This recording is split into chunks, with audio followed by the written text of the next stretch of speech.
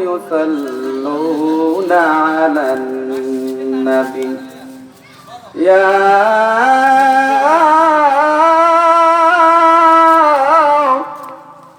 أيها الذين آمنوا صلوا عليه وسلموا تسليما اللهم صل على سيدنا مولانا محمد وعلى آل سيدنا মাওলানা। উপস্থিত সম্মানিত অধ্যক্ষের আয়োজিত ঐতিহ্যবাহী সোলাপুকুরিয়া জামে মসজিদের উদ্যোগে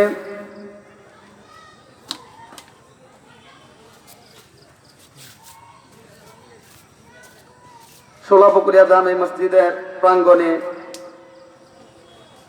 বাৎসরিক ওয়াজ ও দোয়ার মাহফিলের আজকের প্রধান অতিথি সারা বাংলার আলোড়ন সৃষ্টিকারী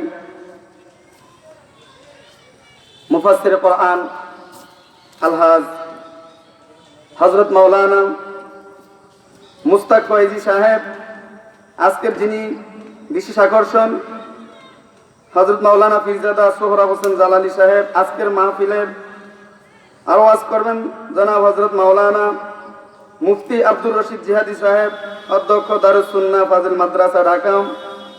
আজকের মাহফিলে আরো ওয়াজ করবেন আমার সমবিষ্ট আমার ভাই জনাব হযরত মাওলানা হাফেজ জুবায়ের আহমদ সাহেব, ইমাম ও খতিব সোলাপুকুরিয়া জামে মসজিদ। আজকের মাহফিলের যিনি সভাপতিত্ব করবেন এই গ্রামেরই রত্ন, এই গ্রামেরই বিশিষ্ট ব্যক্তিত্ব জনাব মোহাম্মদ শফিকুল ইসলাম সাহেব, বিশিষ্ট ব্যবসায়ী ঢাকা। দিগার ওলামায়ে কেরাম, মঞ্চ উপবিষ্ট মুরব্বী বাবা, যুবক ভাইয়েরা, ছোট্ট ছোট্ট মাসুম ভাইয়েরা, মাইকের আওয়াজ যতটুকু দূর যাচ্ছে, পর্দা নিশিনা মা ও বোনেরা, প্রত্যেককে জানাই আন্তরিক মোবারকবাদ সালাম। আসসালামু আলাইকুম ওয়া রাহমাতুল্লাহি ওয়া বারাকাতুহু। আমার প্রতি কি রাগ আছে নিও আপনাদের কারো? তো রাগ যদি না থাকে, সালাম দিছি, সালামের একটা হাদিস, মিসকাতের হাদিস, আফসুস সালামা তাসলামু, যে তোমরা সালামের প্রচলন করো, নিরাপদে থাকবে। নিরাপদে রাখবে কে? আওয়াজ দিয়ে বলেন, নিরাপদে রাখার মালিক কে? রাসূল করিম সাল্লাল্লাহু আলাইহি ওয়াসাল্লাম বলেন, মিসকাতের হাদিস, যে আফসুস সালামা তাসলামু, তোমরা সালামের প্রচলন করো, নিরাপদে থাকবে। যখন একটা মানুষ, একটা মুমিন আর একটা মুমিন বান্দার সাথে দেখা হবে, ওই মুমিন বান্দাকে মুমিন বান্দা দেখার সাথে সাথে আসসালামু কাবলাল কালাম, কথা বলার আগে বান্দা সালাম দিয়ে নিবে, আসসালামু আলাইকুম ওয়া রাহমাতুল্লাহি ওয়া বারাকাতুহু। এখন সালাম দেও না যেমন লই নাও এমন, সালাম আলাইকুম, আর হেবড়া কো আলাইকুম। আম্মা জানা আয়েশা সিদ্দিকা রাদিয়াল্লাহু তাআলা আনহা হুজরার ভিতরে বসে আছেন পেয়ারা হাবিব নবী মুহাম্মদ মুস্তাফা সাল্লাল্লাহু আলাইহি ওয়াসাল্লাম হুজরার ভিতরে বসে আছেন। এমন টাইম ইহুদি ব্যক্তি আসিয়া বলে, আসসালামু আলাইকুম। আমার নবীজি উত্তরে বলেন, ওয়া আলাইকুম। ওই ইহুদি আল্লাহর হাবিব সাল্লাল্লাহু আলাইহি ওয়াসাল্লামকে সালাম দিলেন, আসসালামু আলাইকুম ওয়া রাহমাতুল্লাহ। অর্থ হচ্ছে, আল্লাহর বান্দা আপনার উপরে, এই সালামের মাধ্যমে আপনার উপরে আল্লাহ তাআলার খাস রহমত বর্ষিত হোক। আর যখন ওই ইহুদি ব্যক্তি আসিয়া প্যারা হাবিব সাল্লাল্লাহু আলাইহি ওয়াসাল্লাম কি সালাম দিয়ে, আসসালামু আলাইকুম, হে মুহাম্মদ তোমার মৃত্যু হোক। আল্লাহর হাবিব বলে, ওয়া আলাইকুম, তোমারও মৃত্যু হোক। এই জন্য রে মুসলমান, দুনিয়ার জমিনে যখন তুমি একটা মুসলমান রাস্তা দিয়ে হাঁটবে, আরেকটা অপর মুসলমান সাথে যদি একটা কোনো বিধর্মী কোনো হিন্দু থাকুক, আমাদের এই বাংলাদেশের দেশটা হচ্ছে পরিপূর্ণ মুসলিম রাষ্ট্র না, এটা হচ্ছে গণতান্ত্রিক রাষ্ট্র, গণতান্ত্রিক দেশ। সকলের অধিকার আছে কথা বলার, সকলের চাওয়া পাওয়া সবকিছু অধিকার আছে এই দেশের মধ্যে, রাষ্ট্রের মধ্যে। যখন একটা মুসলমান আর একটা হিন্দু পাশাপাশি হাঁটবে, ওই হাঁটার সময় যখন একটা মুসলমান সালাম দিবে, বলবে আসসালামু আলাইকুম মানিত্তাবা আল হুদা, তাহলে এই মুসলমানের সালামটা যে দিল, ওই যে আরেকটা বেদিন ব্যক্তি যে ছিল তার সাথে একটা, আমরা যখন হিন্দুদেরকে দেখি অনেকেই করে আবেগের সুরে বলে দিই নমস্কার, নাউজুবিল্লাহ কইতেন না? আওয়াজ দিয়ে বলেন নাউজুবিল্লাহ। যখন একটা মুসলমান একটা হিন্দুকে দেখে আদব জানার জন্য স্যার, আমি যদি স্যারকে বলি নমস্কার, তাহলে স্যারের মাথার মধ্যে, স্যারের পায়ের মধ্যে আমার মাথাটা লাগাই দিলাম। আল্লাহ তাআলা বলে, রে গোলাম, তুই তো স্যারকে নমস্কার করস নাই। ইন্না শিরকা লা যুলমুন আযীম, আমি আল্লাহ তাআলার সাথে তুই শিরক করে ফেললি, আমি আল্লাহ তাআলার সাথে শিরক করে ফেললি, শিরকের গুনাহ আমি আল্লাহ সারা তোকে কেউ মাফ করতে পারে না। ইন্না কাইদাশ শাইতানি কানা দাঈফা, যে আল্লাহ তাআলা বলে জিন শয়তানের চক্রান্ত বড় দুর্বল। ইন্না কাইদাশ শাইতানি কানা দাঈফা, জিন শয়তানের চক্রান্ত বড় দুর্বল, বড় দুর্বল।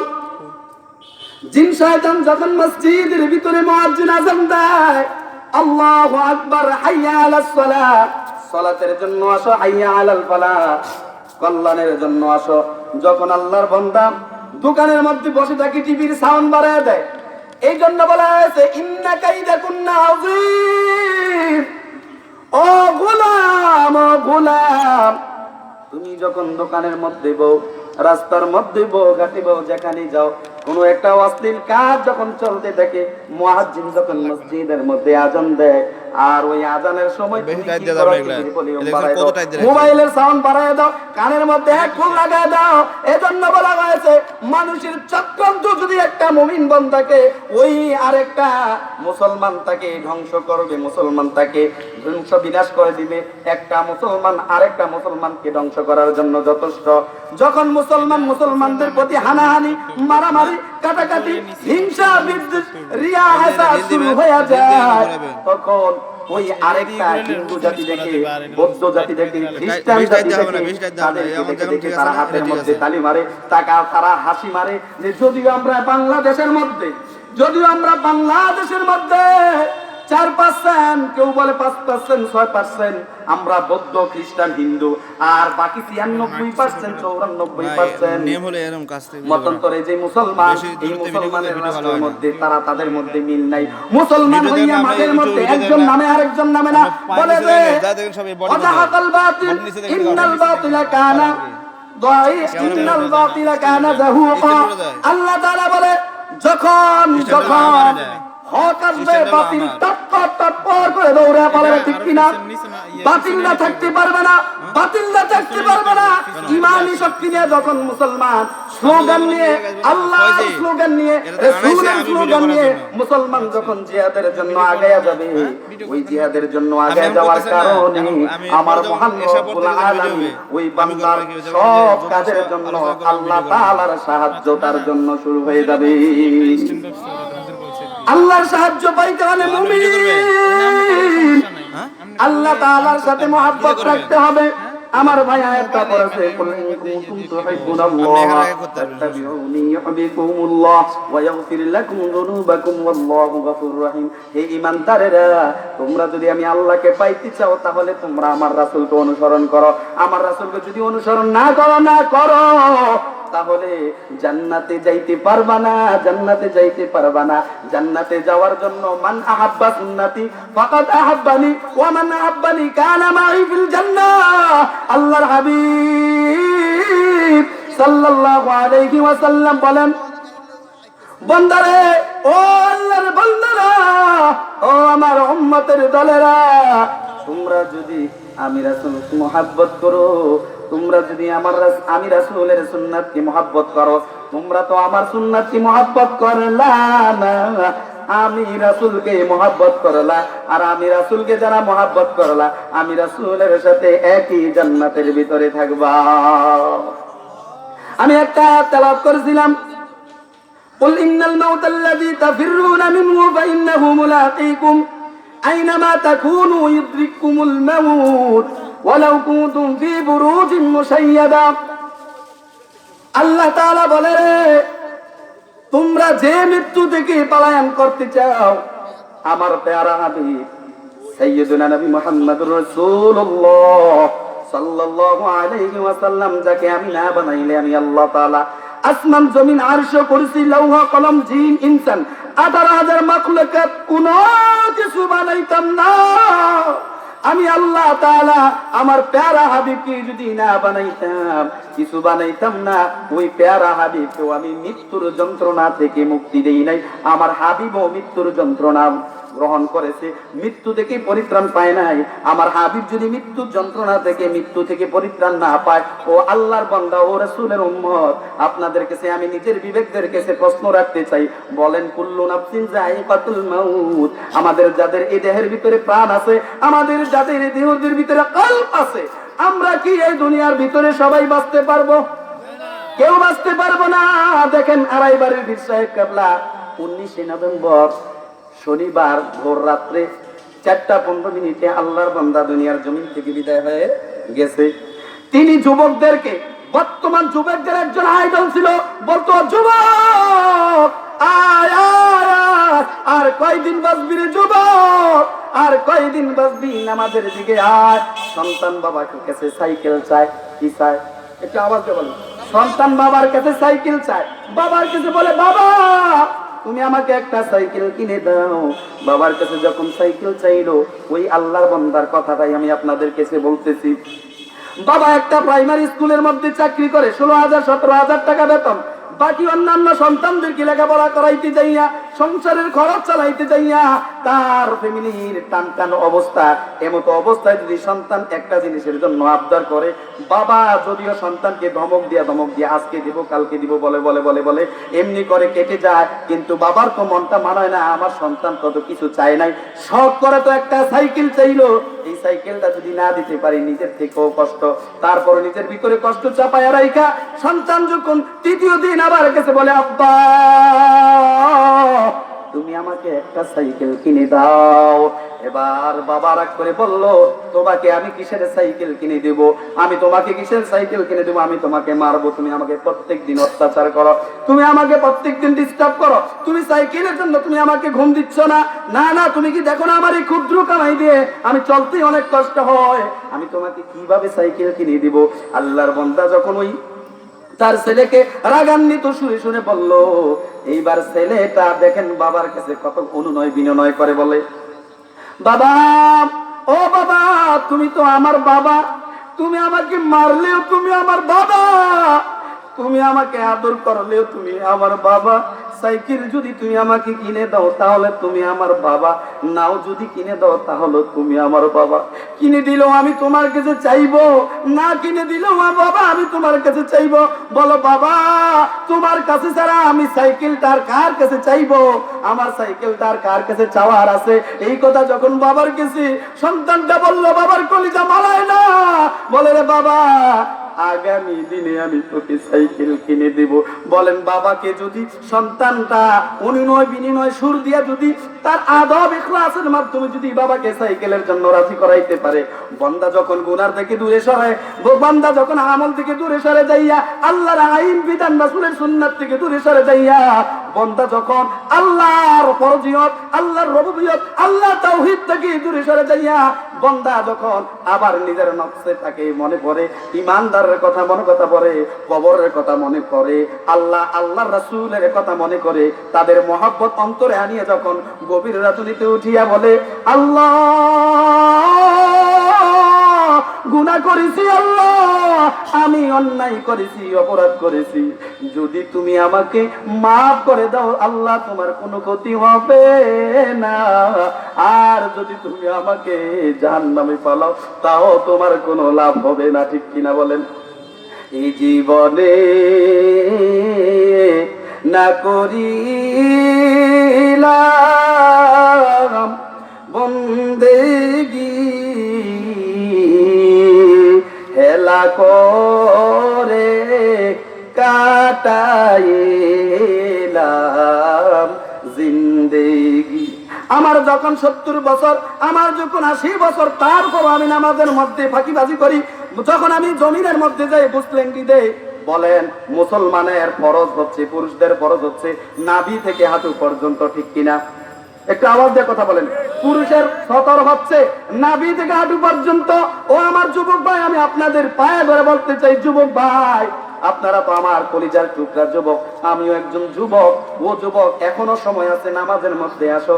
দেখা গেছে তুমি মতন যুবক, দেখো আপনার বন্ধু গত বছর এই মাঠের মধ্যে ছিল, কিছুদিন আগে এই যে বেশি দূরে নয়, সামনে জাকার বইয়ার বাড়ির সামনে একটা ট্রাক অ্যাক্সিডেন্টে ভাড়ার একটা ছেলে অ্যাক্সিডেন্ট হয়ে মারা গেছে কিনা। এই ছেলেটাকে চিন্তা করছে, রে আরে আমি ভাড়া মাহফিলে ছিলাম, আগামী বছর এই মাহফিল আমার জন্য হবে না, এই মাহফিলে আমি আর আসতে পারবো না, আমি কবরের জিন্দেগিতে চলে যাব। এই চিন্তাটা যদি ওই ছেলের অন্তরের মধ্যে বয়ে আসতো, বলেন ছেলেটা কি কখনো এক ওয়াক্ত নামাজ ছাড়তো?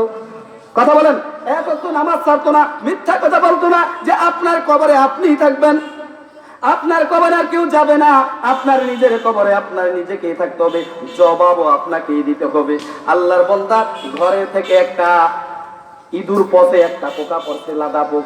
কি একটা পোক, মানে এই লাদা পোকটাকে দেখে তিনি চিন্তা করে, আরে এই যে পোকটা যেই রূপে, এই পোকটা এইভাবে এইভাবে নড়াচড়া করতেছে, আমার এত সুন্দর বডিটা, আমার এত সুন্দর স্বাস্থ্যটা, আমার এই সুন্দর চেহারার মধ্যে কত রকমের আমি কসমেটিক আমি ব্যবহার করেছিলাম, আমার মুখটাকে আমি ক্লিন শেভ করেছি, হোম শেভ করেছি, বিভিন্ন রকম ভাবে কত যত্ন করে আমি আমাকে নিজের মানুষের কাছে প্রেজেন্ট করেছি। যখন আমি আমার এই সহলতা, এই শরীরটা নিয়া, আমার এই স্বাস্থ্যবান দেহটা নিয়া কবরের মাঝে আমাকে শোয়াইয়া দিবে, ওই কবরের মাঝে আমাকে ছাড়া তো আর কেউ থাকবে না, কেউ থাকবে না। ওই কবরের মধ্যে যে ছোট্ট ছোট্ট নড়া নড়া পোক গুলো আমার শরীরটাকে এমনি এমনি কামড়িয়ে কামড়িয়ে খাবে।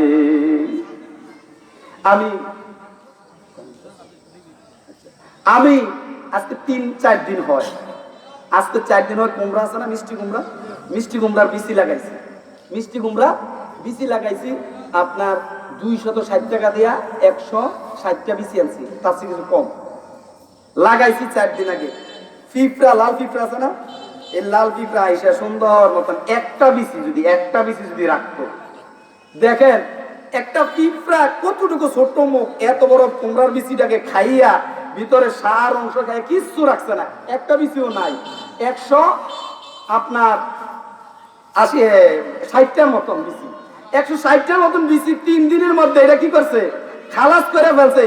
তাহলে এই যে আপনার এই সুন্দর বডিটা, আপনার এই সুন্দর দেহটা যখন আপনাকে রাখবে, আপনি ছিলেন মন্ত্রী, আপনি ছিলেন এমপি, আপনি ছিলেন প্রেসিডেন্ট, আপনি ছিলেন বড় মুফাসসির, আপনি ছিলেন বড় মুহাদ্দিস, আপনি ছিলেন বড় মাওলানা, আপনি ছিলেন বড় আল্লাহওয়ালা বুজুর্গ, যখন আপনাকে কবরের মধ্যে শোয়া দিবে, যদি আল্লাহওয়ালা, আল্লাহকে রাজি এবং খুশি রাখতে পারেন, তাহলে আপনার কবরে শান্তি, আখিরাতে মুক্তি। আর যদি আপনার এই দেহটা নিয়ে যান, আমল নাই, আখলাক নাই, চরিত্র নাই, কিছু নাই, আপনার এই দেহটা পোকামা করে কামড়িয়ে খাবে কি খাবে না?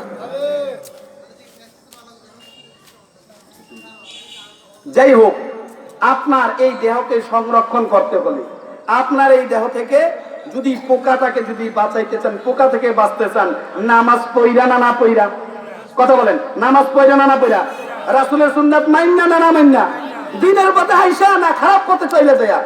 এই জন্য আমরা রাসূলের সুন্নাত তরিকা অনুযায়ী চলবো, আমার জীবন থাকুক, আমি জিহাদের ময়দানে যখন ডাক আসবে আমি আমাকে প্রস্তুত করে দিব, ঠিক কিনা বলেন?